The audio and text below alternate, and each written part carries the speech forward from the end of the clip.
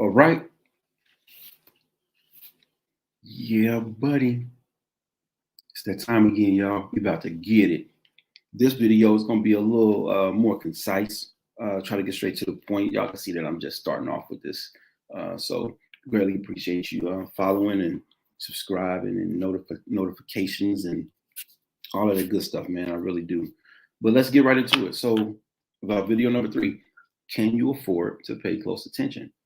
I know you can, and I know that you're willing to. So let's go ahead and get some practice in. Why won't we?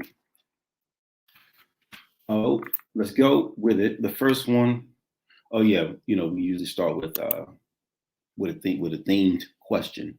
So the question is, how many can you fit on your boat?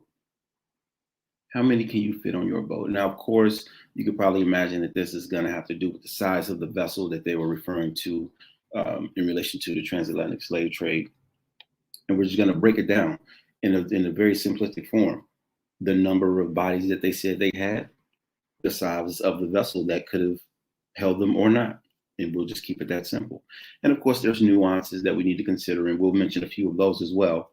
But just generally speaking, how many bodies they said, the size of the vessel, okay?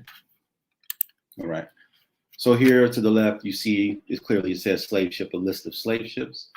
There's a variety of them. No, this is not all the slave ships that there were. This is just a list, a point of reference, okay? To the right is a close-up. Some of these you should be familiar with or have heard of, such as the Amistad, the Brooks, and the Clotilda.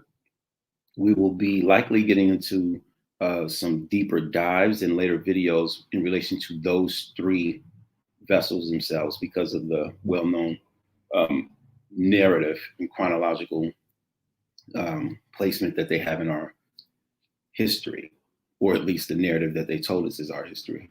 Okay. You see this note here? La Amistad is often called a slave ship. In fact, it was a general purpose cargo ship, which occasionally carried slaves. Okay. So it did more cargo shipping than anything else, not slave shipping. Yeah. And it says you can click here to read more on slave ship. And actually, we're going to click here because we just want to kind of refresh ourselves about what the narrative is that they've been perpetuating. So slave ship, which I don't think they were actually large cargo ships converted for the purpose of transporting slaves. Not necessarily converted. It was a cargo ship and bodies were on them or they weren't. Especially newly purchased African slaves to the Americas. Yeah, if you say so. The most significant routes of the slaves ships can be from the northwestern and western coasts of Africa to South America and southeast coast of what is said in the United States and the Caribbean. Yeah, we're going to debunk all that, y'all. I'm not playing. As many as 20 million, there it is again. The previous video, what was it, y'all? It was like 12.5 million. Then it went down to 92,000, and here's 20 million. I mean, the inconsistency alone is just ridiculous, right? The African slave trade was outlawed by the United States of America and the United Kingdom in 1807. The applicable UK Act was the Abolition of the Slave Trade Act and outlawed the slave trade throughout the British Empire. The US law took effect on January 1st, 1808. We're not going to dive into that. So that's the general narrative that they told us. Now, let's get back to it. Y'all know what the question is. How many bodies can you hold on yours? So there are a few vessels that we're going to be looking at today. Some of them are on this list. Others are actually on the slavevoyages.org website. Just because that's a common point of reference when we're referring to the narrative of the transatlantic slave trade. So why not actually use the information that they're giving us to make sense of our experience in relation to such, right? So cool. We're going to start with, I'm not sure how to pronounce it, but I'm just going to say Adelaide. Okay. So we're not going to focus on every bit of information. You see the highlighted area here. So tons burden. We'll actually get into that, what that is a little bit later. But not now. But just look at the length. Overall length of the vessel was 115 feet. That is the length. And then you had the keel, which is the base, the foundation of the vessel, which is just 90 feet. Okay, and of course the length should should expand as it gets up and out of the water. Then you have the beam. The beam is the width of the vessel. So the beam or the width was 30 feet and 6 inches. And then you have the draft. The draft is the space from the water level on the vessel to the keel. Okay, so it's that space. So there's 12 feet there. And remember that that space isn't just straight up and down, that space narrows down as it gets closer down towards the keel. Okay, all right. Complement, 6 officers, but there were 200 other ranks. So that means that there were 200 other soldiers, seamen, crew, people, but they were involved with making sure that the vessel was maintained and functioning properly. Okay, so that's what that is about.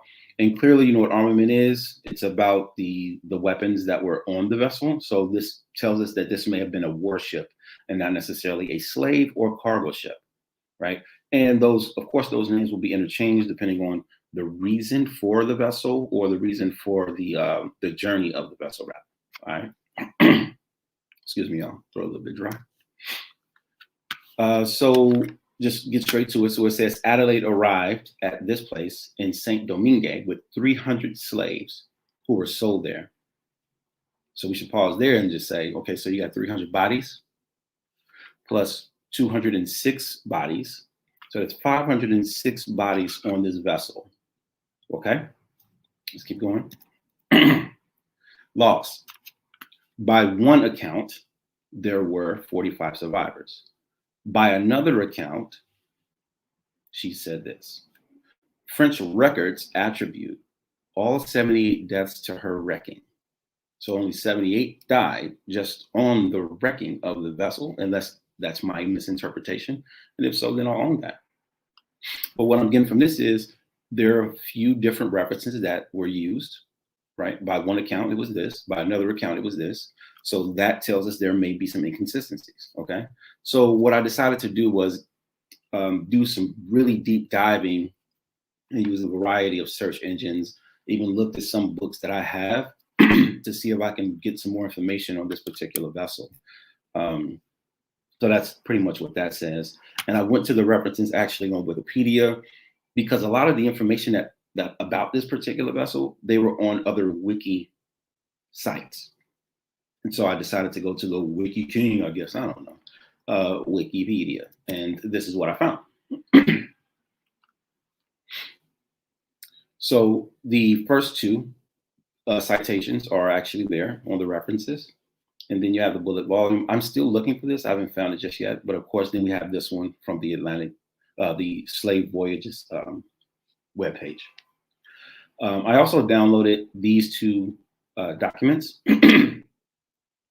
Actually, let's just let me walk you through what I did. It makes more sense. So what I did was I went to slavevoyages.org first, okay? And it took me here, took me to the site, and it gives me the information that we just kind of read about. There's the name of the vessel. It gives you all this other information. Okay, great. Something that I just realized too, just recently, that when I hover over this IMP, it says imputed results are calculated by an algorithm. My interpretation of that is that these are not exact. These are just estimates according to other information that they inputted. So these are just kind of guesses. That's how I'm interpreting this. If that's a misinterpretation, please correct me in the comments. Okay, so cool. Let's get with it. So you see the date there, 1714. Of course, it's an algorithm, but 1714 with question marks. Okay, great. So we'll jump down here. Total number of slaves. Again, algorithm, so we don't know if that's accurate or not. But we do have some consistency here with 300 slaves, okay? I also want to look for the vessel. So they don't give us the tons, particular outcomes, and so forth. Okay. Yeah, so they don't give us the kind of vessel that they were on. That's neither here or there. These are just bits of information that I like to identify for my own process of research. And here are the two resources here. And what I did was I went to go find those resources to download them and, look for some consistencies or whatnot. And what that got me was here. And so you can see this is in French. This is Instruments de Travail. I probably did not do that right, y'all, my bad. But this is volume 1. And this is an earlier volume in 1978. And I have the later volume right after this one. So let's dive into it. And my process was I went through this document and looked and searched for this name, this vessel. I just thought that would be the easiest way the most effective way to approach this. And so this name only came up twice. I thought that was interesting, but that's neither here nor there. And let's get right into what I found. So I don't know how to interpret French. Let me reframe that. I'm in the process of learning how to interpret French. Yeah, that's better. But I used Translate for this round. And this is what it is. The captain died in Loange. 3 sailors are taken to the coast, coming from the 3 brothers in 1318. Same ship owner. 3 others are embarked from the brig, the Success, and 1 from the Amable Adelaide. I'm not sure how to interpret this, but what stands out to me is if this is a date, that's really, really early. That's hundreds of years from what the date that they've given us. Okay. But there was one thing that really stood out to me. My next step in the process is I looked for sources. And so I realized that the word sources in French is the same as in English. So I put in sources, and a few things came up. There were some general ones, but this one, for some reason, this one stood out to me. This is a translation of it. The original sheets count these fluctuations in the form 40 and 3, -5 and 1, or 39 men, for example. Only the resultant has been retained here. The sources may offer 2 or 3 contradictory data, and they appear as such in the leaflet. So my immediate interpretation of that is that this publication used these primary sources, these leaflets, and the data that they interpreted was contradictory. They continue to publish the data here, and this is their attempt in their what we would call positionality, but also just being transparent and saying the data is contradictory. So Slave Voyages said, well, we're going to use this information and post it on our site. So what we can immediately say is that the data on Slave Voyages is contradictory, and it's conjecture, barely that, right? You go from the algorithm, the random numbers, right? Well, maybe not so random. And then you come here with the sources that are 2 to 3 times contradictory. Then we can definitely say it's not worth even exploring any further. But we will. Because we're going to make sense of this. All right. Here we go. So you see here, volume 2, 1984. Okay.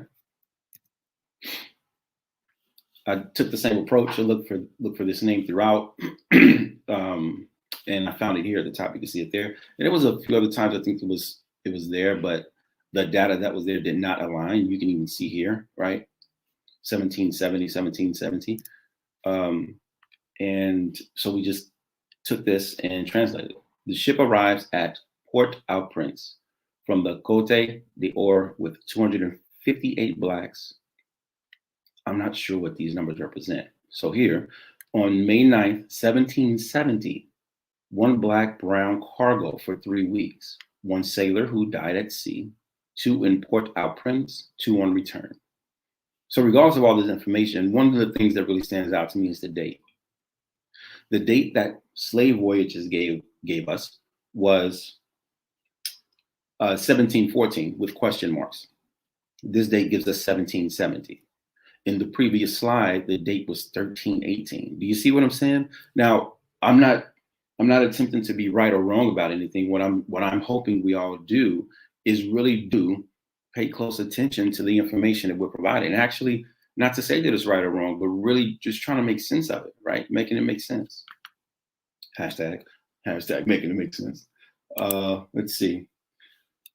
So again, I don't read French, but this is I gotta get the website. I gotta get the website where I got this from. But this is a depiction of the vessel, one of the commonly used vessels that they would have used in the quote unquote slave trade.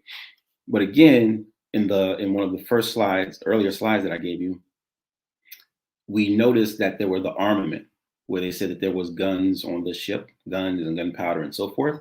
So if you look here, these little holes, these little holes right here, these are where the cannons would go outside of the ship. They would poke outside, the little lift would come up and you push the cannon out. And so that's on the right side. It will be just the same over here on the left side where it's wide open. You have 1, 2, 3, 4, roughly 4 decks. Down here, arguably, is where they would say slaves will go, right? Up here is where the soldiers and the crew would go. With this many guns, you would most likely have 50 crewmen. And so my question is it possible to fit 300 people down here? Okay, just keep that in mind. This is, I don't want to say an exact, but if you look at this vessel, you see this is a mast here. So that's 1 mast, 2 mast. This may be a 3, but I know this is, we'll just say two mast. And you see this little boat that's connected to it. This was common with these vessels. So you can see it here, right? There's a little smaller boat in the back, and you have the 1, 2.5 mast, right? 1, 2.5 mast. If you look at this, do you really think that 400 slaves could fit on this vessel? I did zoom in here. I think I counted these people here. I think I counted 26. It was between 24 and 26. These 24, 26 could probably all fit up here.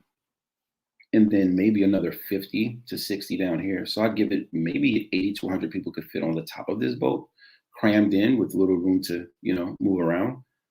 But with that 100 people on top, you need a significant amount of food to last the voyage, let alone the time that you would be in America, or even just for a turnaround, right? Or you just get there, re-up and turn around. But the question still remains, do you really think that it's possible to fit 400 people on the lower levels of these vessels? If you do, you do. You don't? Welcome to the club. All right, y'all. So here's another one. Paquete Real. The captain, that's the boat name. The captain is Jose dos Santos Ferreira. Oh my gosh. That is no bueno. And the crew at outset was 28. So the crew size was 28. Or at least when they left. We don't want to worry about everything else. Again, we're looking at the ship, the vessel. So the rig of the vessel was a Bergantine or Bergantine. The year, roughly, these periods. Yes, this is also from slave wages, and you can see the IMP. Okay, IMP. All right, IMP. Rough dates. They're not sure. Here, the slave. Total embarked. IMP 405. IMP 350. Okay, so they're telling us at 350, between 350 and 400. Let's just keep that in mind. So this is the ship. This is the kind of ship, a kind of vessel they used. And this is the amount that they said they brought. Let's take a look at this.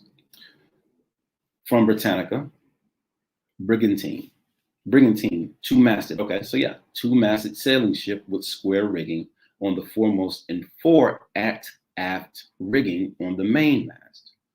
That's all we need to know. I mean, there's other information. You can pause it and catch that. But check this out. This one is from I think this one is from one of the Wikipedia pages. The brigantine could be of various sizes. Okay, ranging from 50 to 200 tons burden. The brigantine was generally larger than a sloop or schooner, but smaller than a brig. The last sailing true brigantine in the world is the Eye of the Wind. That's this video here. We're going to take a look at that. But I wanted to jump back to the tons per burden. This can get really tricky and complex to understand, but the common way that it's used when reading text in relation to tons burden, meaning the amount of cubic space that you have left on the vessel, right? So you have the cargo space, you have the cargo that takes up space, and then you have the space that's remaining. And so it would be 50 to 200 tons burden that you can use, okay? All right, let's take a look at this vessel. This is the Eye of the Wind. And y'all, I'm still learning about tons burden as well. So like, I'm not speaking all encompassing truth. I'm just really sharing my interpretation of what I'm coming across, okay? This is full transparency.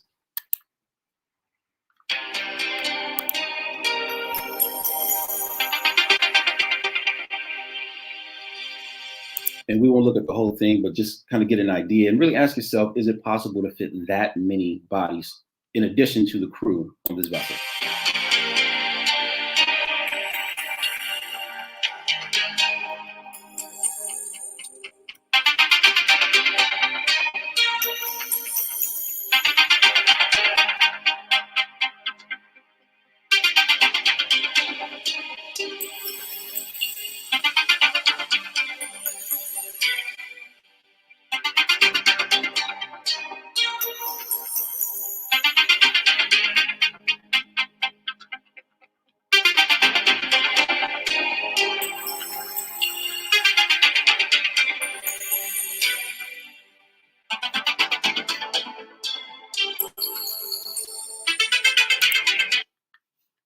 All right, so we can leave it, we stop there. Is it possible? Thinking about the manpower that's needed to take care of the vessel, to keep these sails open and functioning as they should. Like you need space, you need energy, you need food, you need water, you need a lot of things just to keep the boat, just to keep the vessel functioning. That also, you know what? Let me get back to the business for the one time, so we can just stay on time. All right, so here's a few other pictures. Now, the beam here, which is the width of the vessel, the beam on this vessel may be 30 feet. It may be wider. You can probably fit 100 or so people on the top, right? But if you look at the bottom, do you really think that you're fitting an additional 200 to 300 people down there? And if so, are those people going to be mentally, emotionally, physically prepared to do any work upon their arrival to any other part of the world? And if so, who owns what kind of money to purchase a body who's probably dehydrated, who's probably weak as all living bleep out there? And so I'm not sure if that's a healthy investment. You know what I'm saying? Like those are the kind of things that I've been thinking about. Like, man, like you brought all these slaves over here, ain't none of them really ready to work. So now I'm gonna purchase them. I gotta feed them, take care of them, make sure they don't kill me, make sure they don't run away. So I gotta take care of them if I purchase them. You see what I'm saying? Because you can't. I mean, you could, but it wouldn't make sense to re-traumatize someone to try to get them to do what you want them to do. Why? Because that's even more time, money, energy, and resources that you're losing or missing out on because you have to spend the time or invest the time to do that, and you're not even sure if it's going to work. It just rationally, it doesn't make sense, y'all. You know, it was a hustle. So this is the name of another vessel. Oh, come on, the Antelope. hey, antelope. So it's real simple. Was a slave ship and said it held 280 captive Africans aboard. Look at the ton. They said, look, bro, come on, y'all. They putting this shit right in front of our face, man. I mean, and we just gobble it up. The Antelope was a ship of little more than 112 tons. And you got 200 I'm done. I quit. Look, man. I think this is yeah. This is not the way Nate Eckler remembers the St. Joseph. It's sad. It's like going into a house that, squatters. Now, mind you, it's not made out of wood. We're going to get into that one in a minute, but it's not about that. I just want you to get a visual of what 100-ton per burden or 100-ton burden could look like. It's about the space, right? The additional space that you have. So just kind of keep that in mind. It's not about the wood or the steel or the iron that's being used for the vessel at all. And moved on into and destroyed it. He worked on the shrimp vessel 10 years ago, fixing it up as part of the Sea Scouts program before he said it was sold to scrappers in Stockton.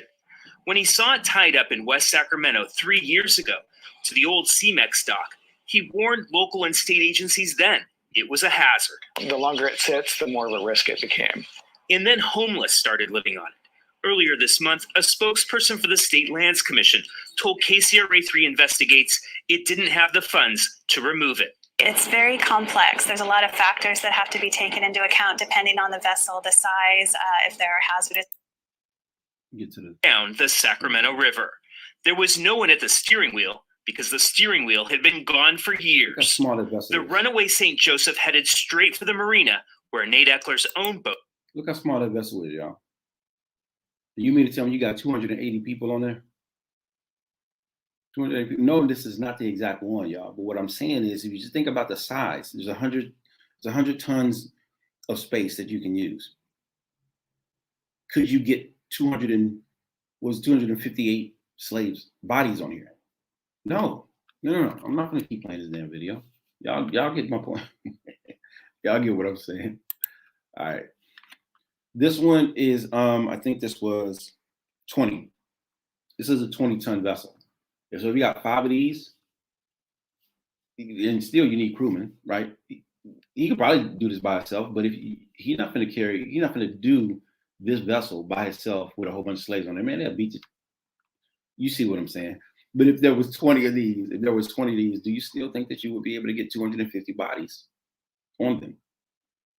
Healthily, effectively? Would it be worth it? Is it worth the risk? So it's not, I could get 200 million. Yeah, I get that. But if you're doing business, is it worth the investment? Well, it doesn't matter if it's worth the investment or not. We just, just kind of do it. And they just did it. You make no sense. You make no sense, bro. Move on. This is a replica of Columbus's ship. And his was from 2 to 600 tons. So this vessel, 200 to 600 tons. So remove 100 tons of space, and you telling me you were still able to put 250 bodies on here? Y'all better stop. They've been lying this whole time, y'all. Check it out. This is another replica of Columbus's vessel. And this is 200 to 600 ton. So we'll just give it 4, right? Look at that. You're not even getting 200 people on this one, to be honest. This is the Mayflower, a replica of the Mayflower, I'm sorry. And it says the Mayflower was 180 tons remaining of the cargo space, right? 106 feet long, so forth. The vessel tightly held 135 people, okay? We're gonna look not the entirety of this video, but just so y'all can get a better idea of could it have happened how they told us? Like, I don't want to tell you yes or no, but I want you to use your own brain. We're going to jump to a few skilled parts. operators, sailors, and masters to navigate safely across the ocean. How big was the Mayflower? Well, Mayflower in the time period was referred to as a vessel of 180 tons. Now, a ton is a barrel size. It's about 4 or 5 feet tall, and it carries 255 gallons, a ton does. So Mayflower was a vessel that could hold 180 of those tons. But in feet dimension, Mayflower is about 106 feet long, 25 feet wide, and has a draws about 13 feet of water. I see. And all sail. That's how it was powered. Correct. Yeah, she was a fully rigged ship of the time. 6 sails, all square except for the mizzen, which is a fore and aft sail, and a complex web of rigging to control all sails. What's interesting, and I don't know that I realized this before, but the Mayflower was a cargo ship. Yeah, that's right. Mayflower's entire life, she was a merchant ship, built and carried goods from place to place in England and over to Europe. And only later in her life, at the near end of her life, did she carry passengers at one time from England to the New World. Yeah, there were no passenger ships per se at the time. When the Pilgrims were immigrating to the New World, they had to look for a way to get there, obviously. And the obvious choice was a merchant ship. A merchant ship could carry goods in her cargo deck, and the passengers were the goods that the ship was carrying at this particular time.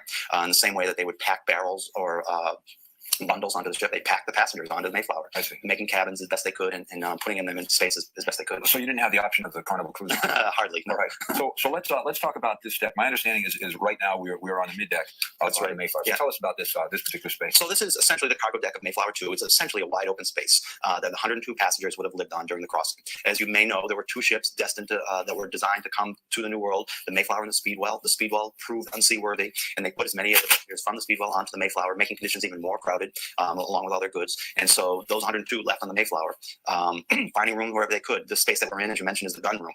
It's a space where probably the gunner, who was a part of the crew, and the gunner's mate might have lived, along with the guns that they used to fire out the stern. As a merchant ship, they were very concerned with piracy in the 17th century, and had guns on Mayflower to protect themselves. Now, guns, you mean cannons? Cannons, yeah. And what was the range of those cannons? Well, a cannon like that we have on Mayflower could probably fire 1 or 2 miles in the right conditions. So what you would do is you'd spot a ship that you felt was not a friendly ship. Mm-hmm. You would turn and begin to move away from the ship. And at the same time, you would have the ability to repel the ship by firing your cannons. That was the first choice of a merchant ship, was to get away from those pirates. Pirates generally could overpower a merchant ship. So the merchant ship would try to flee and fire its stern chasers, the guns out the gun doors, the stern gun doors, and keep that pirate ship at bay. I see. And then a lot of this had to do with the range of the cannons. Right, sure. right. But fortunately for the Mayflower crossing, piracy was not, there were no problems with piracy for this Mayflower crossing. One reason we think is that they took a northerly route. They went from England north by Iceland, Greenland, and down Newfoundland to America, to stay away from the pirates that were generally in the southern part of a little colder. A little colder, right? And obviously a very stormy crossing, as the little bit that we do know indicates. And Bradford mentions there's only about a week of fair weather. Then, all right, there's a few other parts that I want you all to see. Like, yeah, we can do this. Right. Single men and gentlemen went with their servants and were going to extract goods from the ground, resources from the ground, and make money from the land, whereas Plymouth was there as a permanent settlement. Now, what is this? This is a piece of machinery. It's made of wood. This is an important part of the machinery of Mayflower 2. It's called the capstan. Ships all through the centuries had different types of capstan. This one actually extends up to the deck above and can be used either on that deck or this deck. So see that? Cargo, guns, upper deck. There wasn't a lot of room in these vessels for extra bodies. Or both. Bars would be slid through these square holes, and the sailors can walk around and make the capstan spin around. From this deck, you could put a line around it, run it out through the stern, and maybe pull the ship backwards along a wharf or up to an anchor or something like that. From the deck above, it's used to help raise sails, raise the cargo out of the hold. So this is a pulley system, kind of a winch. Yep. And exactly. And what this does is provide the torque to pull the lines. Yep, exactly. So now we're moving towards the bow of the middle deck, and again, this is living space for 102 individuals on the vessel. That's right. Passengers, as I mentioned, were living anywhere they could. The stairway that we have here is, of course, a modern convenience for our visitors who come to see us all during the season. And forward of that is a windlass, a 17th century windlass used to raise the anchor on Mayflower when we're underway. Also, forward in the 17th century probably is where the animals lived. There's a space called a manger, which is a series of boards used to collect the debris that comes in with the anchor. And that was probably the space where the goats or pigs and chickens lived. Now, Peter, we're below deck, and this is the lower deck now. And again, can you tell us what the purpose of this deck was? And then also, I know you indicated that this particular area here is extremely important for the ship. Yeah, this is the lowest deck on Mayflower. And of course, if we were in the water, we'd be underwater right now. And this is the space where all the supplies for the ship are kept. All the food for the crew, extra sails perhaps, cordage, water, beer, anything that supplies would have been down in this space. Probably nobody living down here. It was probably chock-a-block full. You hear that? Nobody was living down there. They couldn't put slaves down there either. Come on, y'all. Come on, y'all. It was impossible to live down there. Barrels and crates and everything, along with goods that the passengers needed to start their colony in Plymouth. So if we had a problem out at sea, we're not going to call anyone. We need to take care of ourselves. Sure. So there would be, in essence, the ship carpenters, all the different equipment that we would need. That's right. To repair our vessel. That's right. The ship had to be able to take care of itself for at least a year. They had supplies and provisions. They knew they were going to sail out and back, and had probably a year's worth of food and material and supplies to make that crossing. So completely self-sufficient. As much as they could be. Did they do anything? Right now, I want to be clear. He's talking about when you're leaving Europe, and you're coming to America to set up shop and be here.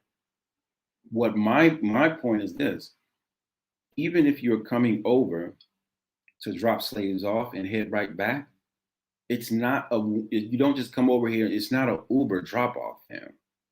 It's not. You coming over here. You're doing business. You'll be here for a few months. So do you have enough food and water and shelter and medicine for a few months for you and your crew while you're doing business?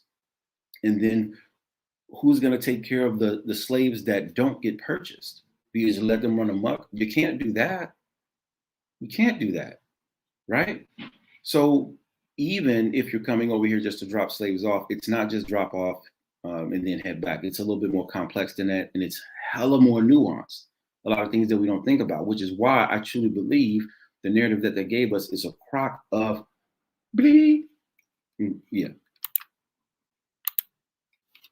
Let's see. Fishing as they went? Probably not, for a couple of reasons. It was a very stormy crossing, so not very safe to be on deck. And also in the deep water, they just were not probably fishing. And then didn't have the sophistication that we have today. Right, that's right. Now what is this hole here? Well, this is the very bottom of the ship. This is the bilge where the water collects and is pumped out over the side, similar to the 17th century, where they would have log pumps that would be fit into the bottom of the ship, and the carpenter and his crew would keep track of how much water was leaking into the ship every day and try to keep it pumped out. And would they have a baffle that they would? That's right, sort of a leather flapper, and inside was a lifting mechanism that lifted the water up through the pipe and spilled it over the side. All right, now then the other thing here is you have the plate to seat the mast. Currently, our main mast is out of the ship. It's we're doing some repair to it, but the space that it goes into is in that center cage there.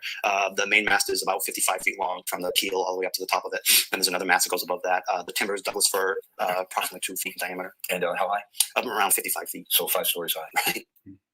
You want an even keel. Exactly. You want it to be perpendicular. I think that was it. Would call down and tell them to steer one way or the other, or give them a compass course. But it's the mechanism by which the ship Compass is right here. There's at least one on each side here and one on each side there, so that's 4. And there could be 4 below, but then you could double up any one of those, so you could have 16. Very good. 16 people pushing around, and then lines would be led from the Knight's Head back aft here to this, either a halyard, which would raise a sail, or a yard, or a cargo tackle to get goods out of it. Yeah. So what he's basically talking about is the work that's needed to be done frequently when you're on these vessels, right? There was, you probably had some time to chill every here and there, but you had to be alert and on point because of the space that you needed to function, right? He just said you needed 16 people to steer the mast like this, right? Just alone.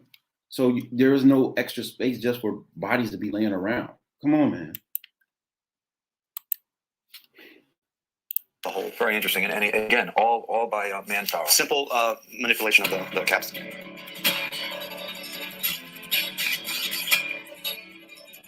Being up on the deck now, I get the real understanding as to why, All right. in spite of how cold it was below, the So Pilgrims would want it. we can stop there.